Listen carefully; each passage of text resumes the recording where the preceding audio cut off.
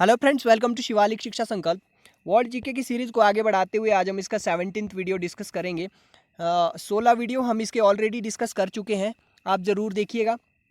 चलिए वीडियो की शुरुआत करते हैं। फर्स्ट क्वेश्चन हमारे पास है, धर्मनिरपेक्ष राज्य की स्थापना सबसे पहले कहाँ पर हुई थी? तो धर्मनिरपेक्ष राज्य की स्थापना सबसे पहले अमेरिका में हुई थी, क्योंकि अमेरिका में ही जो है संविधान सबसे पहले लागू किया गया था दुनिया के अंदर। देखिए, अमेरिका की बात जब भी आती है, हमने पिछले वीडियो में अपनी डिस्कस करा था कि 1783 में अमेरिका आज़ाद हुआ था और 17 सितंबर 1787 में जो है यहाँ का संविधान अपनाया गया था, बनकर तैयार हो गया था। और उसके बाद इसे जो प्रभावी ढंग से जो लागू किया गया था 4 मार्च 1789 में जो है ये यहाँ का जो संविधान है वो पूर्ण रूप से प्रभावी हो गया था, यानी लागू हो गया था। और 1788 में जो है इसकी पुष्टि की गई थी, इसलिए इसे लागू नहीं किया गया था। इस संविधान में जो है लागू होने से पहले 27 बार संशोधन किया गया। और देखिए, भारत के संविधान की बात की जाती है, जिस तरह से भारत के संविधान का निर्माता डॉक्टर बी.आर. अम्बेडकर को माना जाता है, उसी तरह से जो है अमेरिकी संविधान का जो निर्माता है जेम्स मैडिसन को माना जाता है। जेम्स मैडिसन को माना जाता है अमेरिकी संविधान का निर्माता। और भारत का संविधान जो है 26 नवंबर 1949 ईस्वी को बनकर तैयार हो गया था और जो है 26 जनवरी 1950 ईस्वी को ये लागू किया गया था।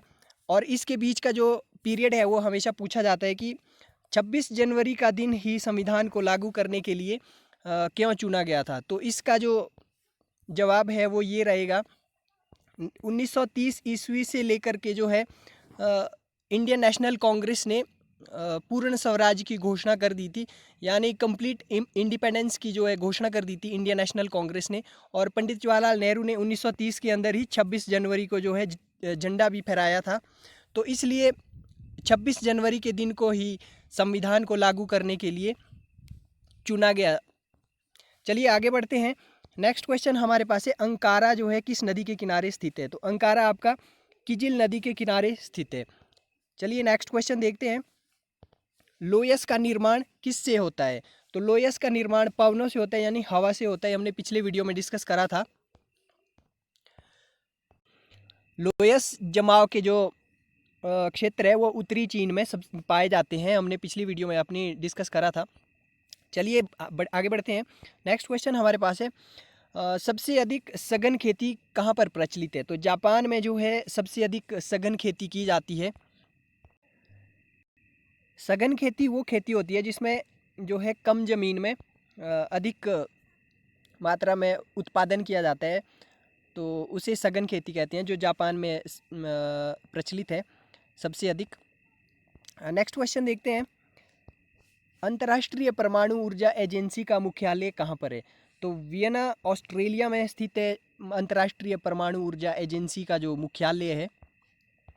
यहाँ पर जो है जो अंतर्राष्ट्रीय परमाणु ऊर्जा एजेंसी है वियना ऑस्ट्रिया में स्थित है और इसकी जो स्थापना है 1957 में की गई थी।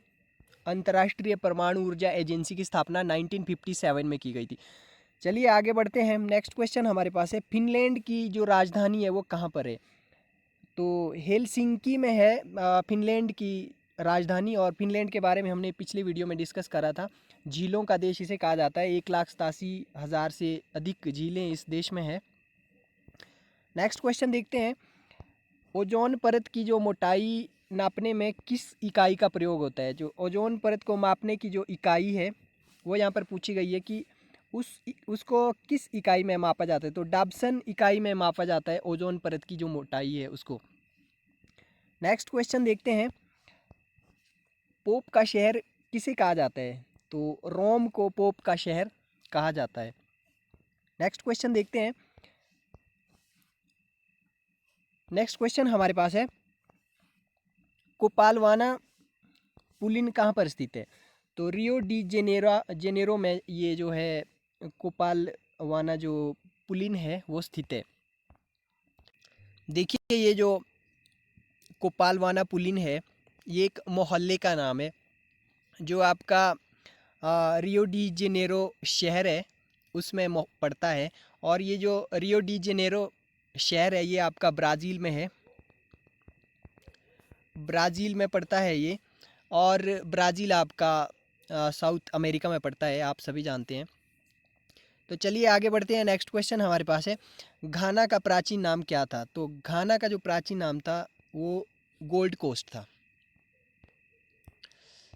देखिए घाना का जो राष्ट्रीय ध्वज है वो ये है, घाना का राष्ट्रीय ध्वज जो घाना गणराज्य है।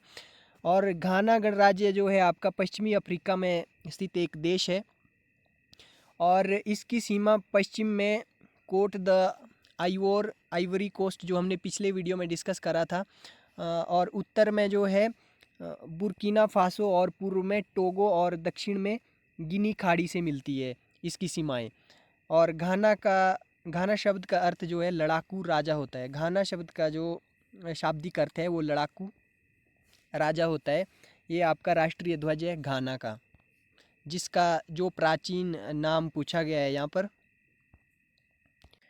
और राष्ट्रवाक्य जो है इनका, जो घाना है, घाना का जो राष्ट्रवाक्य है वो आपका स्वतंत्रता और न्याय है। और बात करें राष्ट्रगान की, घाना का जो राष्ट्रगान है गॉड ब्लेस आवर होमलैंड, मतलब भगवान हमारी जन्मभूमि को आशीर्वाद दे, ये इनका राष्ट्रगान है। तो देखिए राजधानी की बात करें अक्रा, और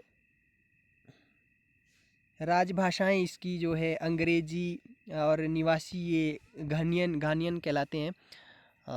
तो ये है इसके बारे में कुछ इन्फॉर्मेशन जो कि आपसे यहाँ पर इसका प्राचीन नाम बताया गया है कि गोल्ड कोस्ट आपका किसका पुराना नाम था। तो घाना के बारे में अभी हमने डिस्कस करा। चलिए नेक्स्ट क्वेश्चन देखते हैं, रूसी साम्यवाद का जनक किसे माना जाता है? तो रूसी साम्यवाद का जनक आपका माना जाता है प्लेखानोव को। इन्हें जो है व्लादिमीर इल्ची उलियानोवी कहीं कहीं लिखा रहता है, और इनका जो असली नाम है व्लादिमीर लेनिन है वैसे, जो कि एक रूसी क्रांतिकारी थे, राजनीतिज्ञ थे, राजनीतिक जो है सिद्धांतकार थे। और उन्होंने जो है 1917 से 1924 तक सोवियत रूस और 1922 से 1924 तक सोवियत संघ की सरकार के पहले और संस्थापक प्रमुख के रूप में कार्य किया था उन्होंने। और देखिए बाद में सोवियत संघ कम्युनिस्ट द्वारा जो है कम्युनिस्ट द्वारा शासित एक दलीय साम्यवादी जो राज्य बनाया गया था और राज्यवादी दल बनाया गया था। और बाद में जाकर के जो है वैचारिक रूप से एक मार्क्सवादी, उनकी विचारधारा के विकास को लेनिनवाद कहा जाता है। तो लेनिनवाद के ऊपर बहुत सारे क्वेश्चंस बनते हैं, तो इस बात को आप यहाँ पर ध्यान रखिएगा। तो लेनिनवाद के बारे में बहुत सारे क्वेश्चन पूछे जाते हैं। तो व्लादिमीर लेनिन की बात करें, ये आपके पास व्लादिमीर लेनिन जो कि यहाँ पर क्वेश्चन में पूछा गया है, ये आपके व्लादिमीर लेनिन है जिन्हें रूस में साम्यवाद का जो है जनक माना जाता है। तो चलिए आज की वीडियो में फ़िलहाल इतना ही, बहुत जल्द मिलेंगे नेक्स्ट वीडियो के साथ। तब तक आप अपना ध्यान रखिए, धन्यवाद।